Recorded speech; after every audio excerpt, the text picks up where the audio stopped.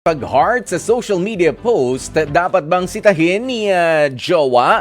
Sabi niya, Heidi Tagta, for me, hindi ko na kailangan sitahin pa si Jowa kasi Kuya Poy, kailangan yan ng, ng mga naghahanap buhay sa social media. Parang ganun na lang rin ang iisipin ko. Kahit sa ganung paraan ay makatulong tayo sa mga small content creator. Aba, oo nga, kumikita ba yon yung mga pa-like-like, yung mga pa-heart-heart?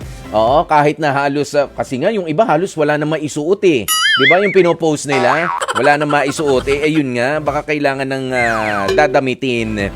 Ayan, si Gerald de la Cruz, sabi niya, hindi ang sagot ko. Malaya ang aking asawa na mag-like at mag-heart sa iba sa social media dahil karamihan naman sa friends niya, kakilala naman namin. At sa friend lang namin siya nagre-react sa mga post nila. Ay, ang galing naman.